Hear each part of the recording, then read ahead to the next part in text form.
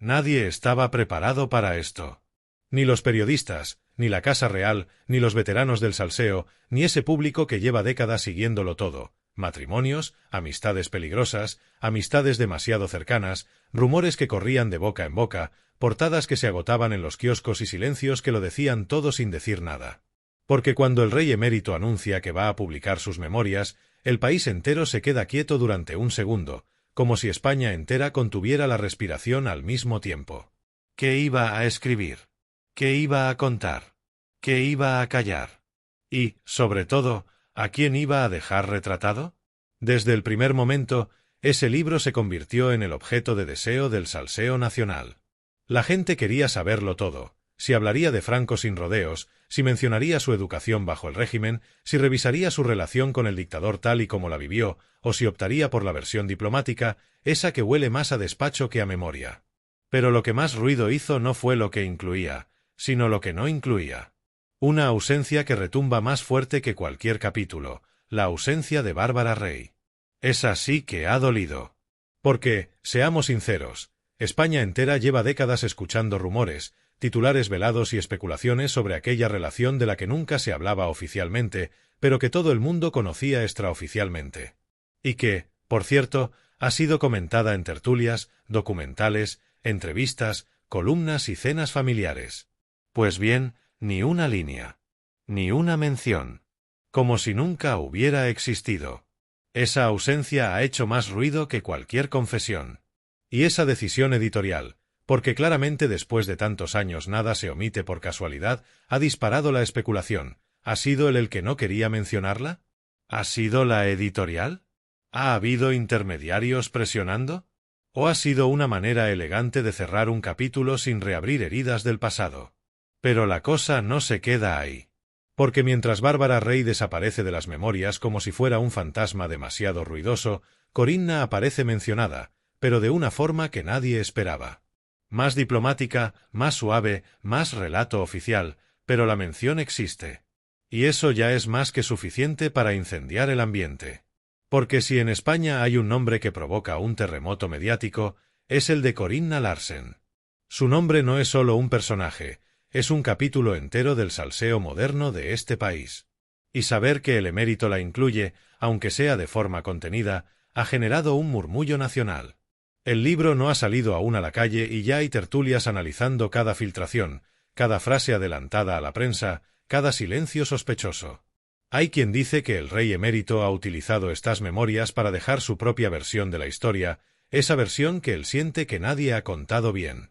Hay quien cree que es su forma de limpiar, ordenar y justificar su legado. Otros opinan que es su último acto de rebeldía, contar solo lo que quiere y ocultar lo que el país lleva décadas comentando por lo vaginis. Y, por supuesto, están los que piensan que esta publicación puede generar un terremoto dentro de la propia familia real. Mientras tanto, los españoles comentan, discuten y se preguntan, ¿contará lo más jugoso? ¿Será un libro honesto? ¿Será otro capítulo más de Aquí no ha pasado nada? ¿O nos sorprenderá con alguna confesión inesperada? Lo único seguro es esto. Por primera vez, el rey emérito ha puesto su vida en papel, y España entera va a devorar cada página buscando pistas, nombres, silencios y grietas. Porque cuando se trata de él, del hombre que ha estado en el centro de todos los rumores, todas las especulaciones y todas las sobremesas más jugosas, una memoria no es solo un libro. Es un acontecimiento nacional. Y esto, amigos, acaba de empezar. Lo más impactante de todo esto es la reacción en cadena que ha provocado incluso antes de que el libro esté en las estanterías. Porque en cuanto se filtraron los primeros fragmentos, las tertulias políticas y las tertulias del corazón, sí, esas que parecen mundos distintos pero que en realidad están más conectados que nunca, comenzaron a girar alrededor de la misma pregunta: ¿por qué este sí y esta no? ¿Por qué Corinna aparece, aunque sea en versión suavizada, mientras el nombre de Bárbara Rey brilla por su ausencia absoluta? En los pasillos de televisión, donde se mezcla la verdad, el rumor y el a mí me lo contaron, el ambiente está eléctrico. Hay periodistas que aseguran que esta omisión no es casual, que se trata de una decisión quirúrgica calculada al milímetro. Aludir solo a aquello que puede encajar bien en un relato más o menos controlado, dejar fuera lo que abriría cajones demasiado complicados, demasiado antiguos, demasiado sensibles. La teoría más extendida es que incluir a Bárbara Rey sería reavivar un capítulo que, aunque nunca se ha contado del todo, está demasiado arraigado en la mitología de la prensa rosa española. Mencionarla sería poner foco en un tema que lleva décadas flotando en el aire, pero que nunca llegó a cruzar la línea de lo oficial. Y el emérito, dicen algunos, no quiere que su legado escrita incluya material inflamable. Pero claro, ahí es donde surge el contraste. Porque si decides evitar lo inflamable, ¿por qué mencionar a Corinna aunque sea de puntillas? Y ahí empieza la verdadera miga del asunto. Para muchos, lo de Corinna no es algo que se pueda enterrar bajo la alfombra del tiempo. Ha ido demasiado lejos, ha sido demasiado público, ha tenido demasiadas ramificaciones políticas, judiciales y mediáticas como para ignorarlo por completo. Aunque la mención sea fría, distante, casi técnica, ha sido suficiente para poner a todo el país en alerta. El rey emérito ha hablado de ese capítulo, y eso, por sí solo, es dinamita informativa. A medida que se conocen más detalles de las memorias, empiezan a aflorar también las primeras interpretaciones. Hay quien afirma que este libro no es solo un relato personal, sino una maniobra para recolocar su figura en un tablero donde su presencia siempre ha sido determinante, aunque ya no ocupe el centro. Otros opinan que está intentando dar una visión más humana y menos legendaria, una versión donde se reconozcan dudas, momentos difíciles, errores y decisiones complejas. Pero también hay quienes aseguran que, a pesar de todo eso, el libro está lleno de vacíos significativos, esos silencios que cuentan más que cualquier confesión explícita. Y aquí es donde entra en juego otro elemento fascinante, la era en la que Juan Carlos creció, bajo la sombra de un régimen que marcó su educación, su formación y su propio ascenso. Las menciones a Franco no han sorprendido, era inevitable que apareciera, dada la importancia histórica, pero la forma en que esos años se relatan está generando horas y horas de análisis. ¿Es un relato sincero? ¿Es una justificación histórica? ¿O es una forma de contextualizar decisiones posteriores sin entrar en detalles que nadie quiere que se remuevan demasiado? Mientras los programas de televisión desgranan cada frase y cada pausa, el público está pendiente de cualquier filtración adicional. Las librerías han anunciado reservas anticipadas que superan con creces las de otros títulos recientes, y los editores ya preparan segundas tiradas antes siquiera de poner la primera en circulación. Es el tipo de fenómeno editorial que solo se genera cuando el protagonista tiene una vida que supera a cualquier novela. Infancia marcada por la política, juventud en un entorno rígido, reinado lleno de luces y sombras, amistades estratégicas, vínculos emocionales polémicos y una caída mediática que nadie hubiera imaginado décadas atrás. Y lo más interesante de todo es que, cuanto más se revelan partes del libro, más aumenta la sensación de que hay cosas que se cuentan demasiado y otras que no se cuentan nada. Como si el relato estuviera cuidadosamente equilibrado para que cada capítulo diga justo lo suficiente como para generar debate, pero nunca tanto como para cerrar la discusión. Porque en el fondo, en este país, las historias inacabadas son las que crean verdadera adicción. Y con el emérito, nada está nunca completamente contado. Mientras avanzan las filtraciones, algo empieza a quedar claro: el libro no va a dejar indiferente a nadie. Y es entonces cuando llega la frase que se convierte en titular en cuestión de minutos. Una frase que el emérito pronuncia en el prólogo y que los periodistas han reproducido con una mezcla de sorpresa y expectativa: mi vida ha sido más compleja de lo que muchos imaginaron. Solo eso. Pero basta. Porque en esa frase, tan medida y tan suya, España entera escucha un eco de todo lo que no se dice. De todo lo que se ha comentado. De todo lo que se ha insinuado durante décadas. La frase cae como una piedra en un lago en calma, provoca ondas que se expanden de inmediato. En tertulias, en redes sociales, en corrillos de pasillo, cada uno interpreta esas palabras como quiere o como le conviene. Hay quienes creen que es un aviso, una forma elegante de preparar al lector para un relato lleno de decisiones difíciles, presiones históricas y silencios impuestos. Otros, en cambio, lo ven como una declaración defensiva, un yo también sufrí que intenta humanizar una figura que durante años fue casi mítica.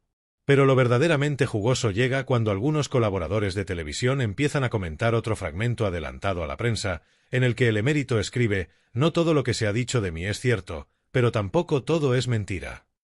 Y ahí sí que estalla el salseo. Porque esa frase, tan ambigua, tan calculadamente equidistante, se convierte en un festín para tertulianos, analistas, periodistas veteranos y también para el público cansado de tantos años de rumores cruzados. En programas de tarde, la frase se repite una y otra vez. La mesa se parte entre los que creen que es un reconocimiento indirecto de que muchas historias que circularon durante años tenían una base real, aunque fuera mínima, y los que opinan que es una manera elegante de descartar los rumores más graves sin desmentirlos frontalmente. Cada interpretación abre un melón nuevo, cada palabra genera una teoría distinta. Y mientras tanto, el tema de Bárbara Rey continúa ardiendo como una brasa que nadie quiere apagar. Porque su ausencia absoluta, incluso en capítulos donde muchos esperaban al menos una mención diplomática, sigue siendo el gran enigma del libro. Una colaboradora del Corazón lo resume así, en pleno directo, con una frase que se vuelve viral al instante: el silencio a veces habla más alto que cualquier confesión. Y ahí está el punto exacto donde la historia se vuelve irresistible. Lo que no se dice pesa más que lo que se está contando. Por otro lado, la mención a Corinna sigue generando terremotos mediáticos.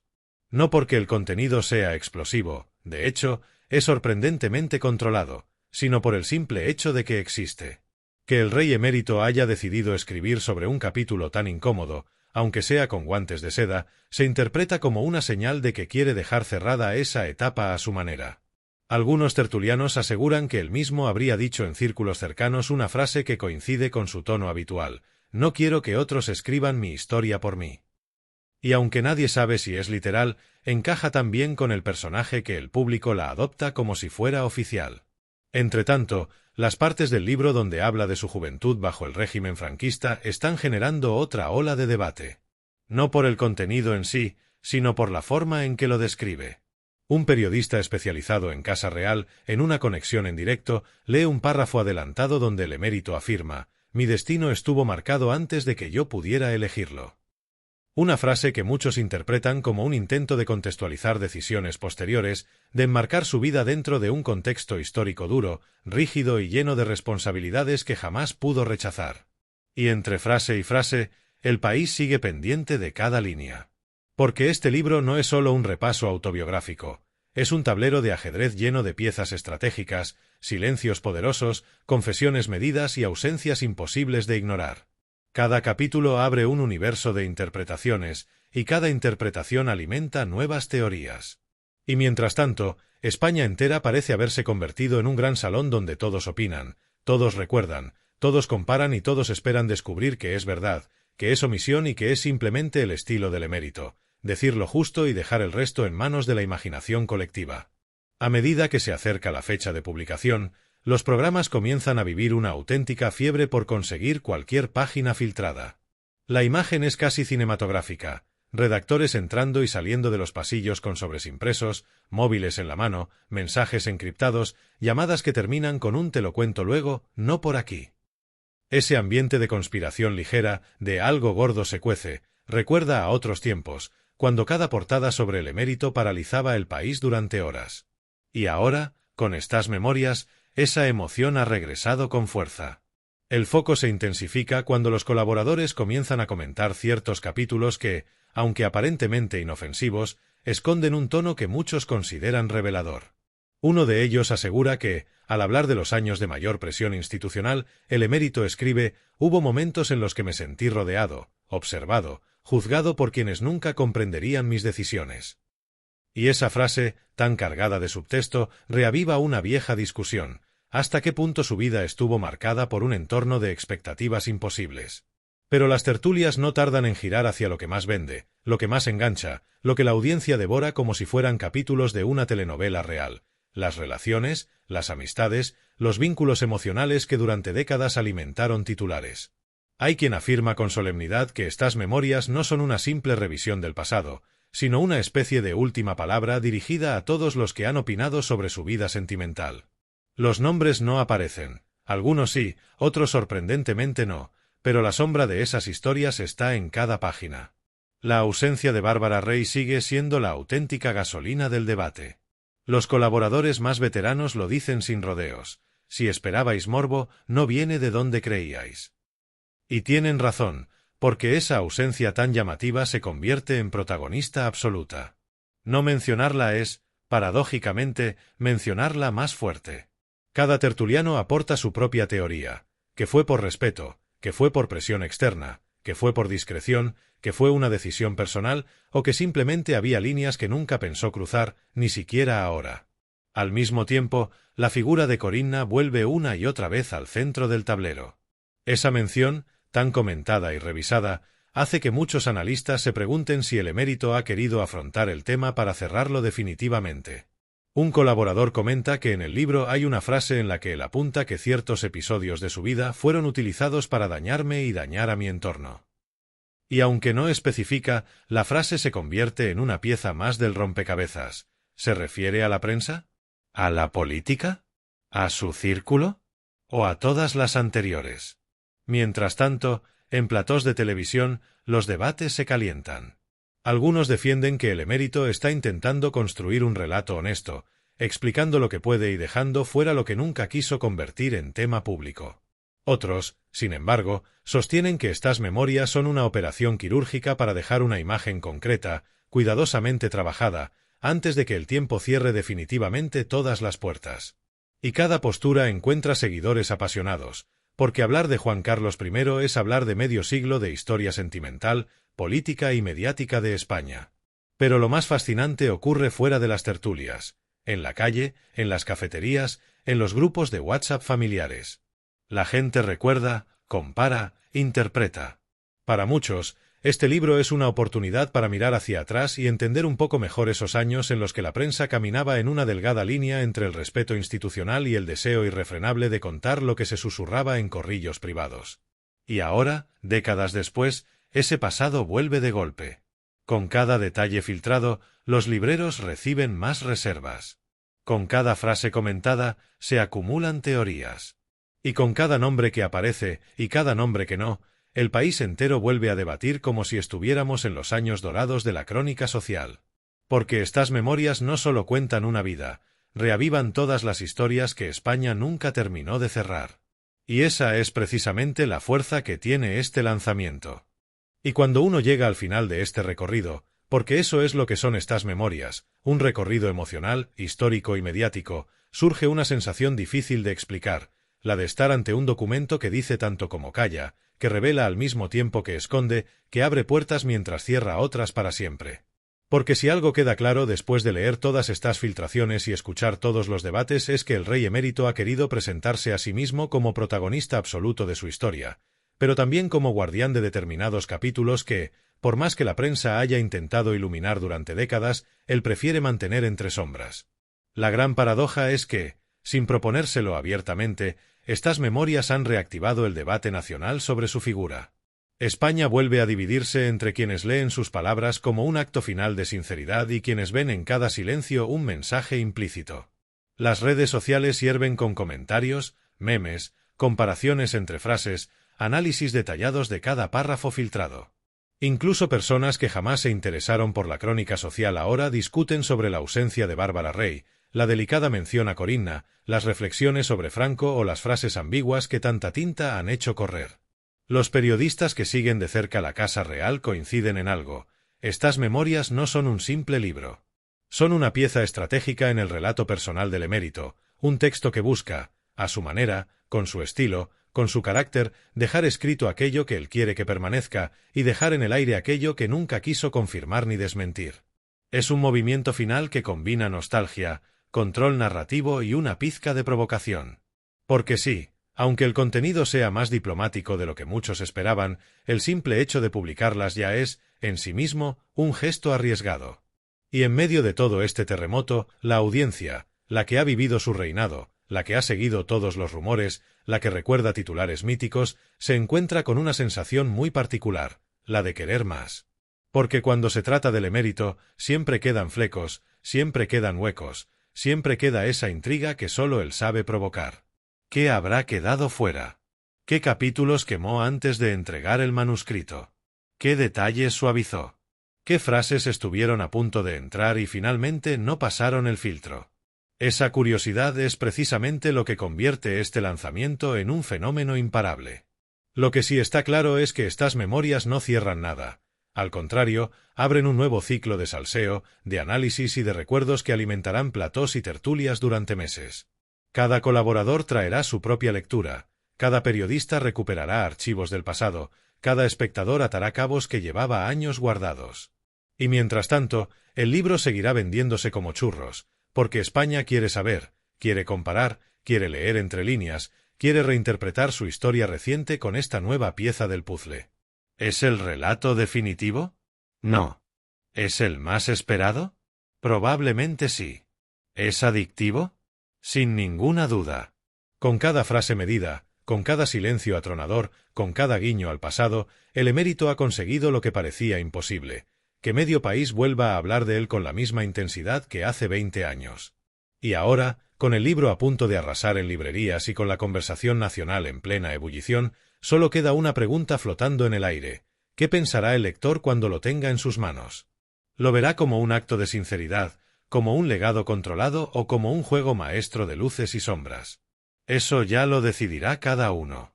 Pero lo que está claro es que estas memorias han devuelto al rey Juan Carlos al centro del tablero mediático. Y lo han hecho con fuerza. Y aquí, en Salseo Hoy, estaremos desmontando cada capítulo, analizando cada frase y desmenuzando cada detalle porque esto, amigos, no ha hecho más que empezar. Si no quieres perderte nada de lo que se viene, suscríbete, dale a like, activa la campanita y prepárate porque las próximas semanas van a ser intensas, jugosas y llenas de revelaciones. Aquí te lo contaremos todo. Siempre. Y sin filtros.